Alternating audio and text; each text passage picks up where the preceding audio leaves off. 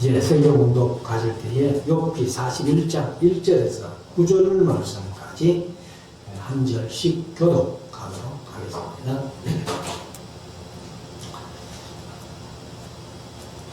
네가 능히 낚시로 악어를 낚을 수 있겠느냐?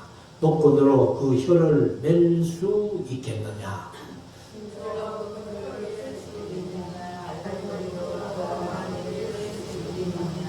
그것이 어찌 네게 연속 강구하겠느냐? 유순한 말로 네게 이야기하겠느냐? 네가 어찌 새를 놀리는 것 같이 그것을 놀리겠으며 네 소녀들을 위하여 그것을 메어 두겠느냐?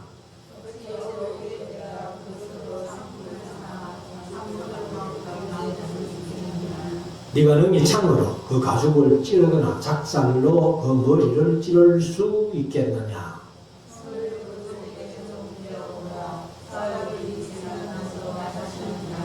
같이 읽읍시다. 잡으려는 소망은 헛것이라 그것을 보기만 하여도 낙담하지 않겠느냐? 아멘. 이제 우리 말씀을 묵상하는 시간인데요. 오늘은 욥기 41장 말씀을 드리겠습니다. 우리가 이제 욥기가 42장까지 있는데 1장, 2장에서 욥이 1장에서 물질 다 읽고 열 자녀 잃는 시험, 그리고 2장에는 하나님이 마귀에게 생명에는 손대지 말고 그 육체를 마음대로 해라 하고 발끝부터 정수리까지 악창이 나서 그렇게 있을 때에 친구들이 사실 위로하러 왔잖아요. 위로하러 와가지고 일주일 동안 아무 얘기도 못하고 하도 기가 막히니까 아무 얘기 못하고 있다가 3장에서 욥이 자기 생일을 저주하고 나니까 4장부터 25장까지 엘바스 빌닷 소발이 욥을 정죄하는 얘기를 엘바스 3번, 빌닷 3번, 소발 2번 이렇게 8번을 연속해서 정죄하는 얘기를 하고 그 정죄에 대한 이제 답을 욥이 또 꼬박꼬박 다 하죠. 그래서 이 세 친구가 이제 정죄하는 일은 점점 작아집니다. 줄어듭니다. 그래서 25장에 가면 빌닷이 마지막 8번째 얘기할 때는 6절밖에 안 되는 그런 짧은 이제 변론을 합니다만은 욥은 점점 더 길어집니다.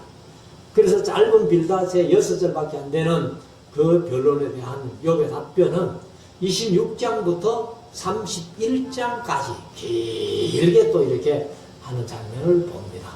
그리고 나서 이제 욥과 엘바스 빌닷 소발이 남으니까 엘리후라는 젊은 친구가 또 32장부터 37장까지 혼자서 길게 욥을 정죄하며 또 엘바스 빌닷 소발을 덩달아 부정하는 그러한 내용으로 봤고, 그 다음에 이제 38장부터는 인간들이 입을 다무니까 욥과 엘바스 빌닷 소발, 엘리후까지 한바탕 떠들고 입을 다무니까 비로소 하나님이 말씀하신다는 거예요.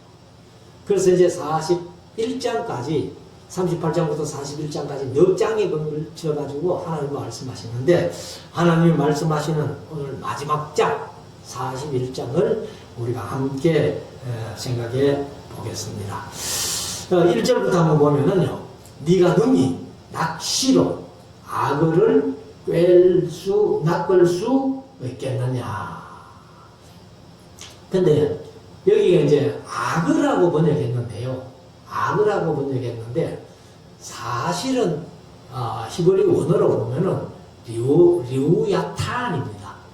우리 시사에서의 리우야탄이라는 그런 표현을 썼잖아요. 그런데 리우야탄이라는 뜻이 뭐냐면은 큰 수생동물이다, 이렇게만 뜻이 나와 있어요. 근데 우리말로는 이제 악어로 번역을 했다. 악어로. 근데 악어가 몰라요. 수중에 사는 생물 중에는 아마 제일 힘이 있다고 할까요? 막 그런 것 같아서 악어라고 번역했는데 아무튼 이제 큰 수생동물이다 이렇게 이해를 하시고 그래서 이제 우선 우리말로는 이제 악어로 번역을 해놨으니까 악어를 우리가 한번 머릿속에 새기면서 이 말씀을 좀 보시면 좋겠다. 그래서 이제 악어를 낚을 수 있겠느냐. 요즘은 하죠. 뭐 낚시로는 안 할지 몰라도 악어를 사람들이 이렇게 다루고 여기 이제 뒤에 말씀대로 보면은 뭐 창으로 그 악어를 찌를 수 있겠나 뭐 그런 말도 있는데 여튼 뭐 가죽 베껴가지고 악어 가죽이 제품이 돼 나올 때 얼마나 비싸게 팔립니까? 그래서 지금을 생각하지 말고 이 욥기가 기록 이제 살던 당시 창세기 시대라면은 과연 이들이 이럴 수 있겠는가 하는 것을 생각해 보시면 되겠습니다. 그래서 낚시로 악어를 낚을 수 있겠느냐. 저기 계획개정은 끌어낼 수 있겠느냐 이렇게 번역을 했고요. 그 다음에 하반절 노끈으로 그 혀를 낼 수 있겠느냐. 악어가 이제 이 머리가 이 턱부터 입이 길니까 입만 딱 벌리면은 어떻게 멜 수 있지요? 있겠는데 그때는 상상도 안 했다는 거예요. 그래서 2절에 가면은 밧줄로 했는데 여기 이제 개정은 너는이라고 또 넣어놨어요. 막 이해하기 쉽게 너는 했는데 우리가 보는 성경은 없습니다. 밧줄로 이제 줄로인데 개정은 또 밧줄이라고 했어요. 그리고 줄도 뭐 줄 나름이죠. 그런데 여기 이제 밧줄로 개정은 그렇게 얘기를 했어요. 그래서 이것이 이제 그 밧줄보다는 골풀이라고 했는데 아마 무슨 갈대 비슷한 그런 이제 가지고 끈을 만든 그런 사실입니다. 그래서 줄로 그 코를 꿰일 수 있겠느냐, 갈고리로 그 아가미를 꿰일 수 있겠느냐. 지금은 뭐 가끔 TV 같은 걸 보면은 이런 것들을 다 합니다. 하는데 다시 말씀드리면은 이 욥이 살던 시대 창세기 당시에도 그럴 수 있었겠나? 근데 하나님이 이런 말씀하신 것은 그때 상황으로서는 아무도 할 수 없었기 때문에 아마 이런 말씀을 하시지 않겠나 이렇게 생각을 하는데 3절 그것이 어찌 네게 그것이 악을 얘기를 하죠. 그것이 어찌 네게 연속 강구하겠느냐.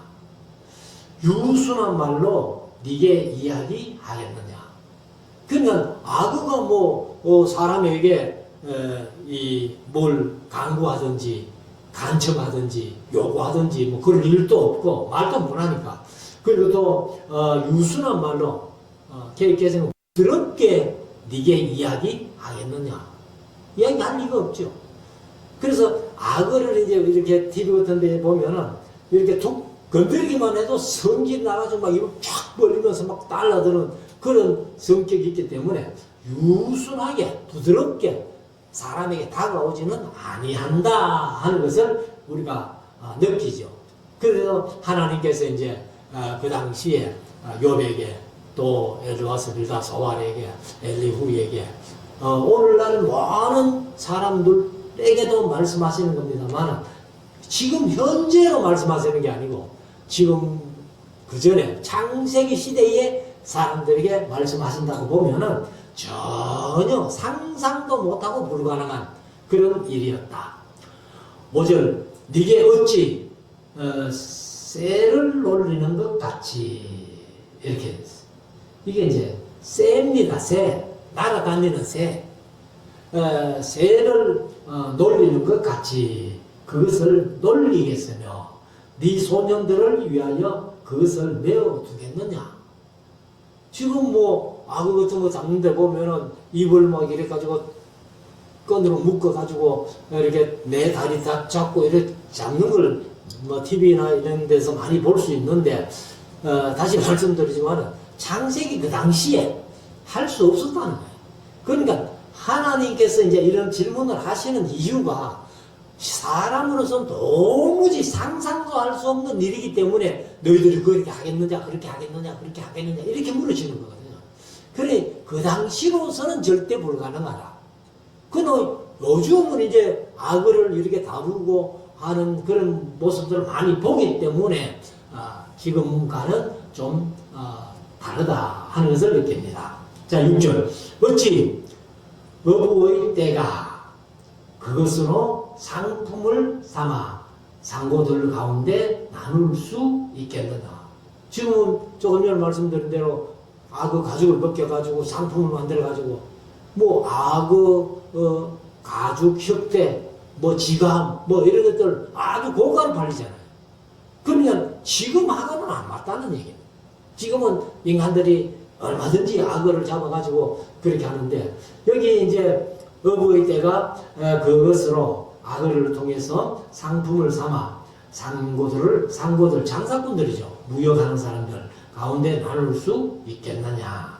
7절. 네가 능히 창으로 그 가죽을 찌르거나 작살로 그 머리를 찌를 수 있겠느냐.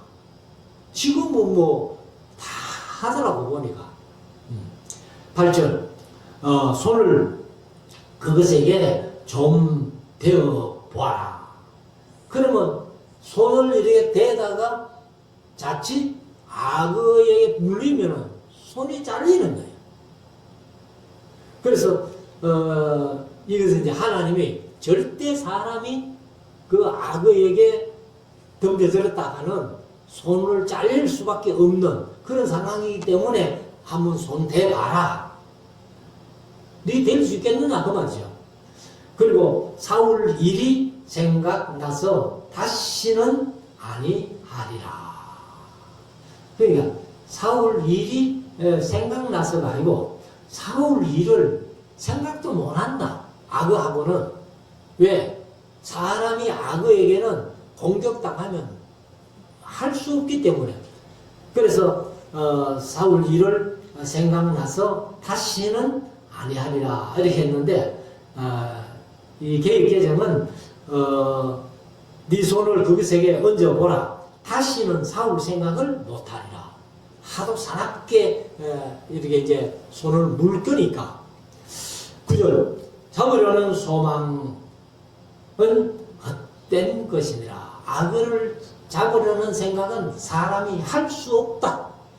지금은 뭐 다시 말씀드리지만은 얼마든지 악어를 잡아가지고 상품만 만들어가지고 이렇게 장사꾼들이 장사하는 그런 모습들을 봅니다.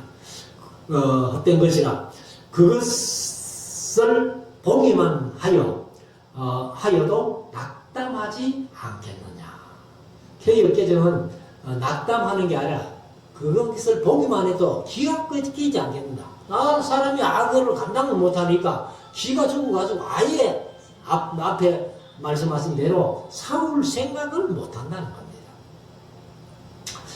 10절. 아무도 그것을 격동시킬 용맹이 없거든 능히 나를 당할 자가 누구냐. 이제 오늘 제목을 여기 10절로 잡았는데 본문을 9절까지만 읽었어요. 그래서 아무도 그것을 격동시킬 용맹이 없거든 능히 나를 당할 자가 누구냐. 악어 하나도 감당 못하는 사람이 하나님을 대적하겠다고, 나를 대적하겠다고, 그 말도 안 된다 이제 그런 얘기죠. 그래서 이 하나님이 사실 악어도 이제 하나님의 작품 아니에요. 하나님이 만드신 건데 하나님이 만들어 놓은 악어 한 마리도 너희 인간들이 감당 못하면서 감히 나와 변론하자고? 근데 욥이 이제 가끔 그런 얘기를 했잖아요. 하나님 도대체 왜 이러십니까? 하나님 내가 좀 얘기해보고 싶습니다 하는 그런 편을 썼습니다만, 그러나 이 하나님 앞에 따져보겠다는 그러한 생각 자체가 그 얼마나 교만한 생각이냐. 말도 안 되는 소리다. 이렇게 이제 하나님이 말씀을 하시는 겁니다.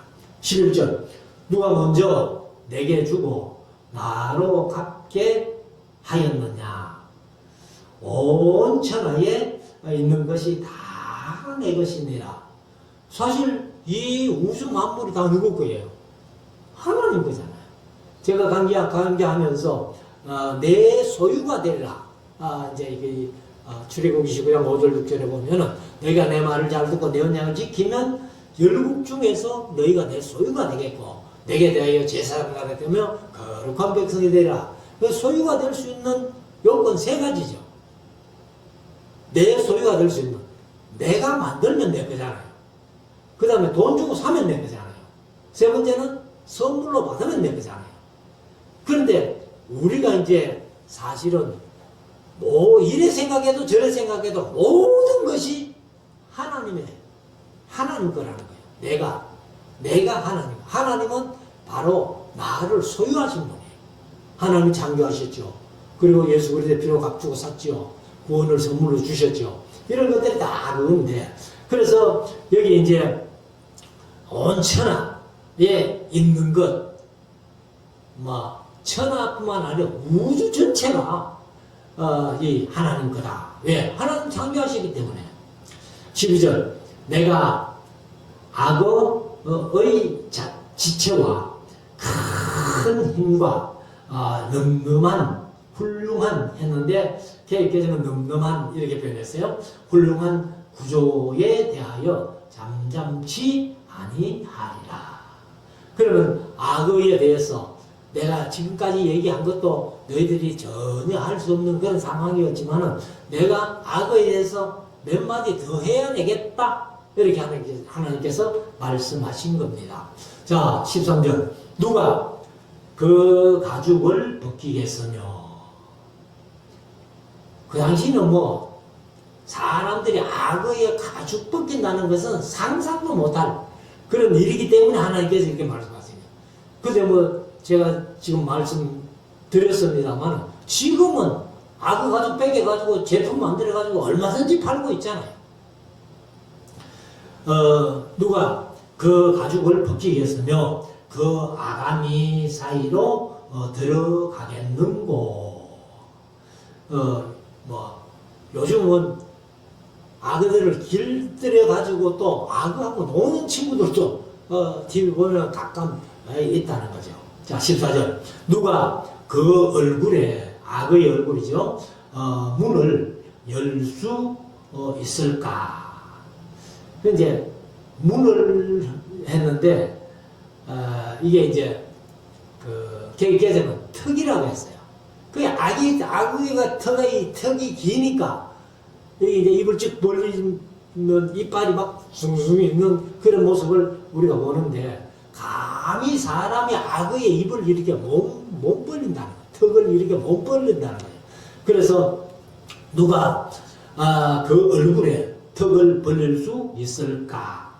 그 두루 있는 이가 두렵구나. 그러니까 이렇게 턱을 이렇게 아가미를 벌리면은 이빨이 이렇게 길게 막 있는 거 보면 이빨만 봐도 질리죠.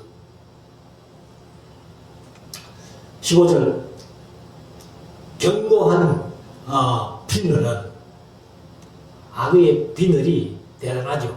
그래서 그 자랑이라 서로 연함이 이어졌는 게 그 말이죠. 연함이 봉한 것 같구나. 그러니까 악의 비늘을 또 사람이 하나하나 이렇게 뜯어 볼 수도 없는, 그러니까 아주 단단하게 여기 서로 했는데 개혁개정은 튼튼하게 연함이 이렇게 했어요. 연한다는 것은 연결되어 있다는 거예요. 튼튼하게.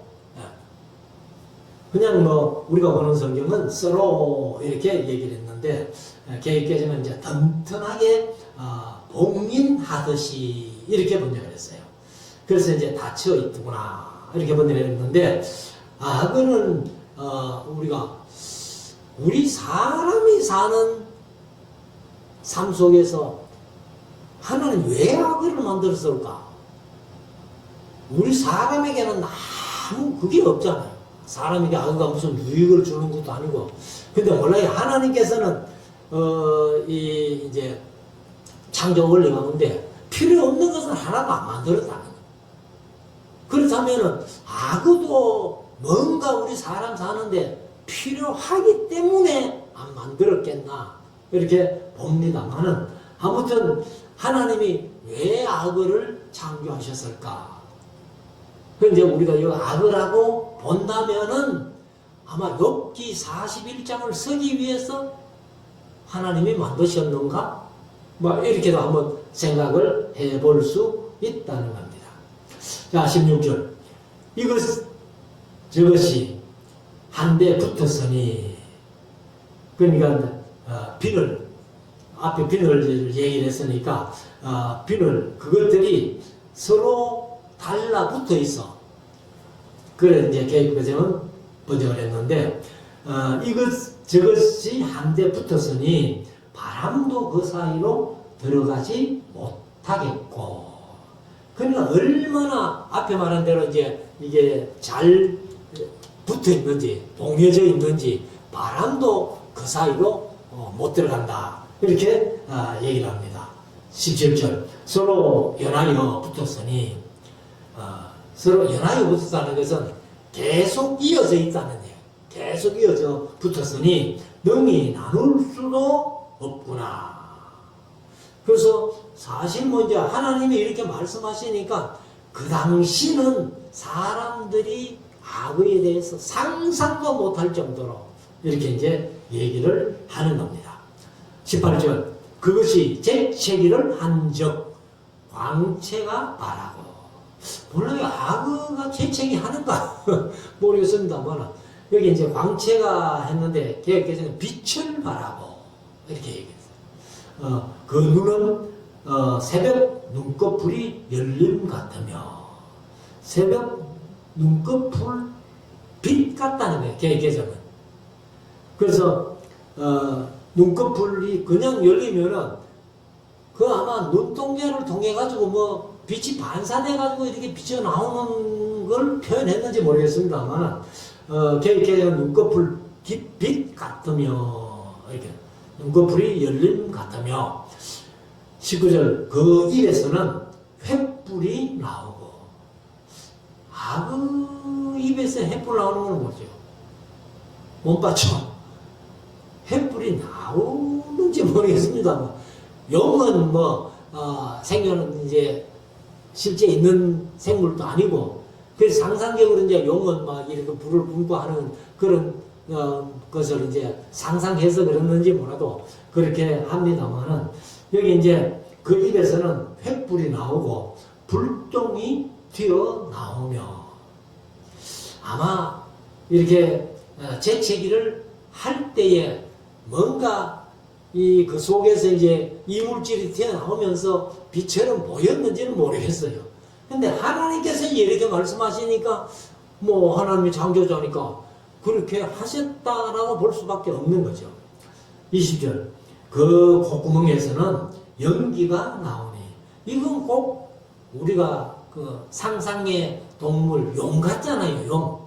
입에서 불이 나오고 그 다음에 콧구멍에서는 연기가 나오고, 이런 거는 많이 영화를 통해도 이렇게 보잖아요. 그죠? 그러니까 여기도 뭐 우리가 하나님께서 창조자시면서 하나님께서 이런 말씀하시니까 우리 사람들이 뭐 이 달 수가 없죠. 그래서 다시 말씀드리면 리고야탄이라는 말이 꼭 악어를 얘기하는 건 아니다. 다른 생물일 수도 있다. 이렇게 이제 수생동물 이렇게 했으니까 다른 생물일 수도 있는데, 뭐 가장 이제 비슷한 동물을 그냥 악어로 우리말로는 번역했어요. 그래서 그 콧구멍에서는 연기가 나오니 마치 솥이 끓는 것과 갈대에 타는 것 같구나.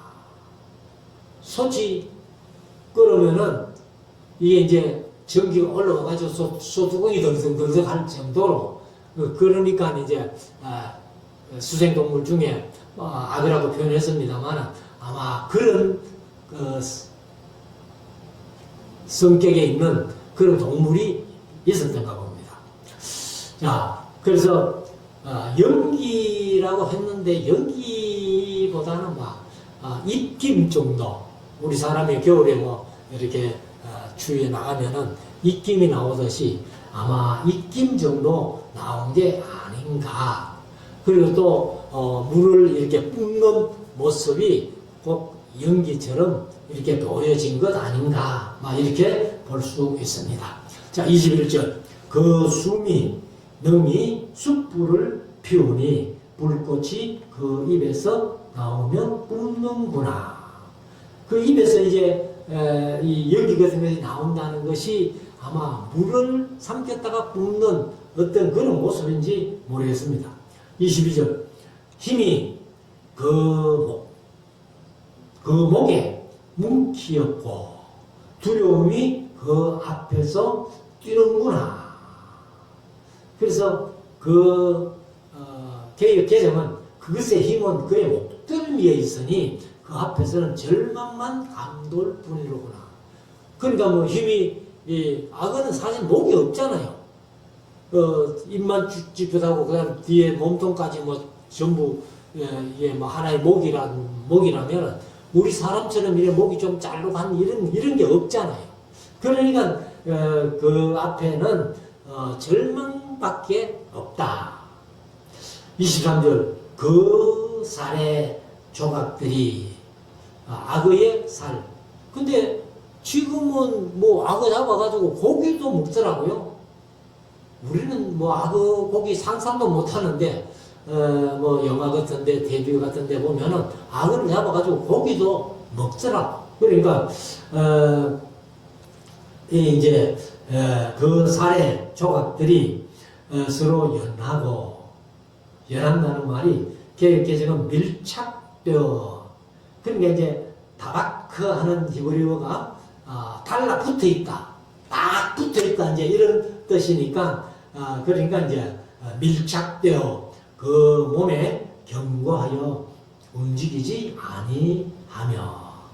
그러니까 살과 껍질이 서로 딱 붙어 있기 때문에 너무 탄탄해가지고 움직이지 않는다라고 그렇게 개혁개정은 표현을 했습니다. 24절. 그 마음이 돌같이 단단하니. 악어의 마음이 읽을 수 있을까? 그런데 아무튼 하나님은 그 마음이 돌같이 단단하니 그 단단함이 맷돌 아래짝 같구나. 참 표현도 아주 기가 막힌 표현을 했죠. 이 악어의 마음이 워낙 단단하니까 맷돌 아래짝, 맷돌은 윗짝 아래짝이 있는데 아래짝이 더 단단해야 되겠죠.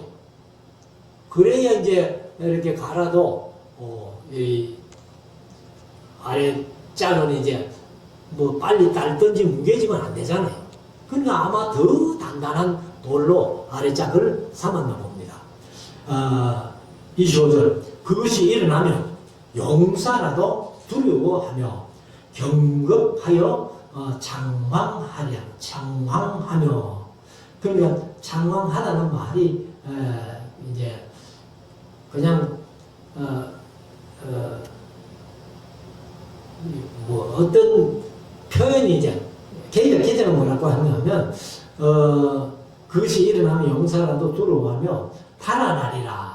이렇게 경급하여 장황하다 하는 말이 그냥 개정은 달아나리라. 이렇게 표현을 했습니다.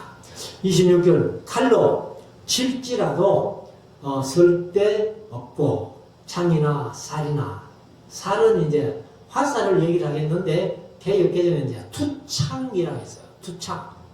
그래서 창이나 투창이나 작살도 소용이 없구나.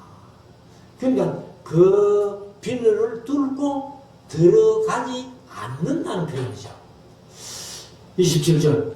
그것이 철을 초계같이 노슬 썩은 나무같이 여기니. 그런 거 창으로 찔러봐야 악어가 그냥 웃는다는 거죠. 그래서 초계가 이제 지푸라기죠, 지푸라기. 마른 풀이 초계입니다. 그래서 지푸라기 같이 노슬 썩은 나무 같이 여기니. 근데 썩은 나무는 어때요? 사람이라도 뭐 발로 툭 차면은 그냥 뭉개질 정도로 그렇게 이제 썩은 것이 아무도 아니죠.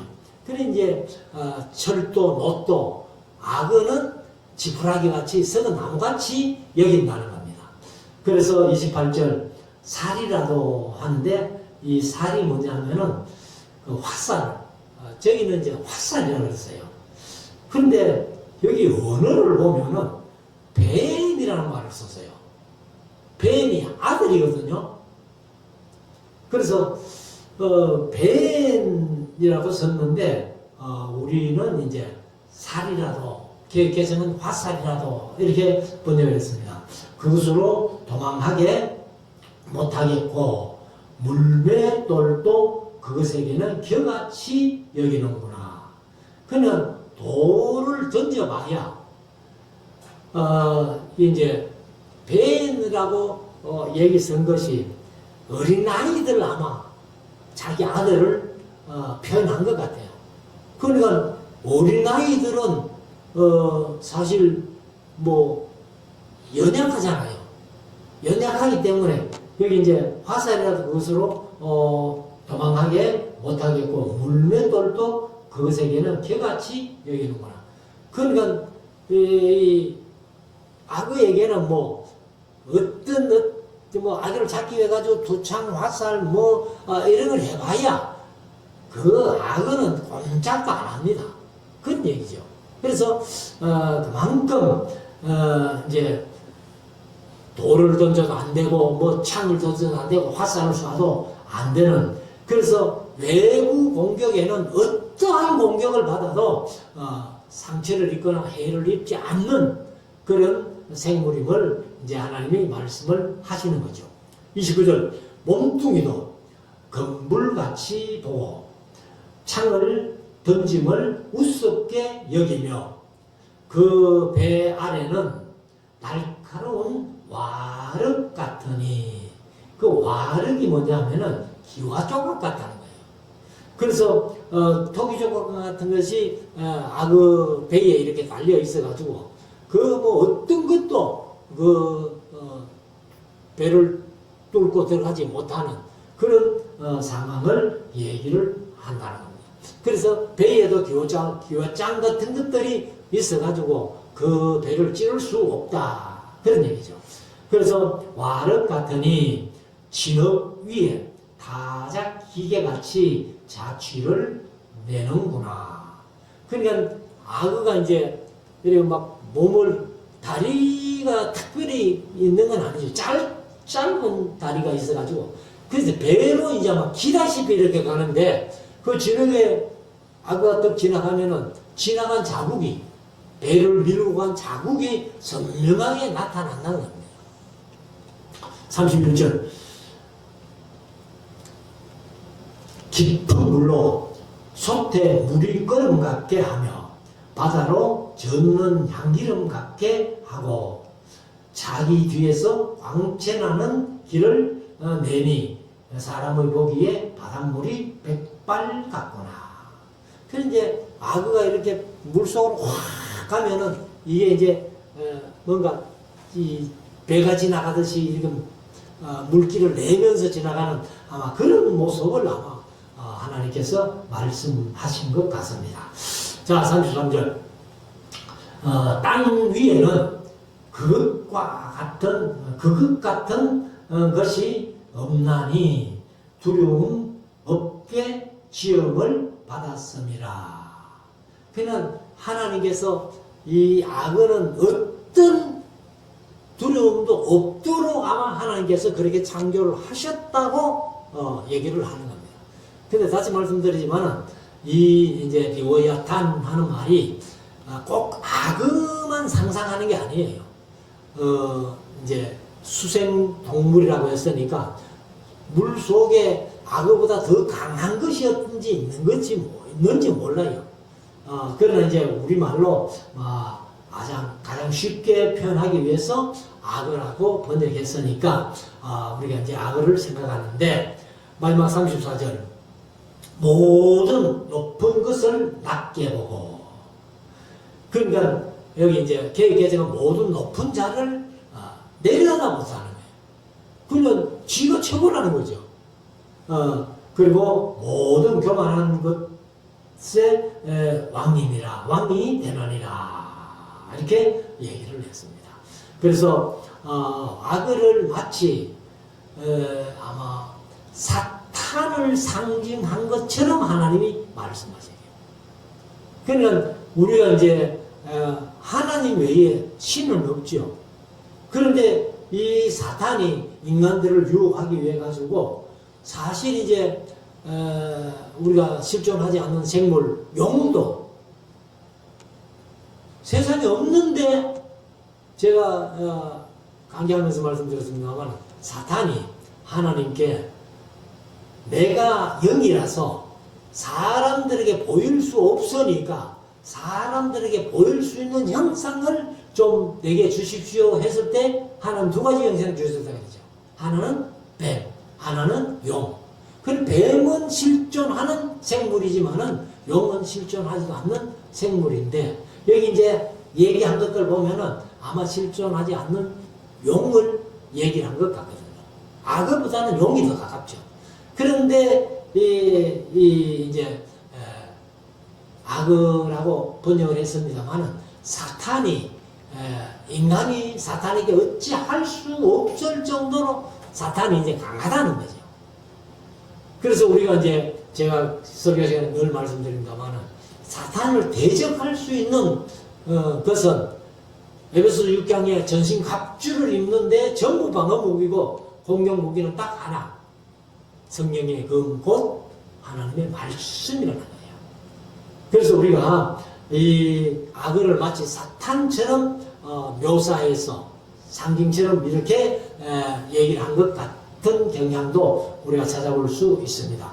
그래서 우리가 이 세상 살아가면서 마귀를 대적하고 마귀를 이길 수 있는 길은 방어 무기도 중요하지만은 공격 무기가 훨씬 중요하다 말씀을 하시고 예수님이 마태복음 4장, 누가복음 4장에 시범, 모범을 보여주신 대로 우리가 마귀를 이기고 세상을 이기고 승리하는 우리 모두가 될 수 있기를 주의 이름으로 축원합니다. 기도드리겠습니다.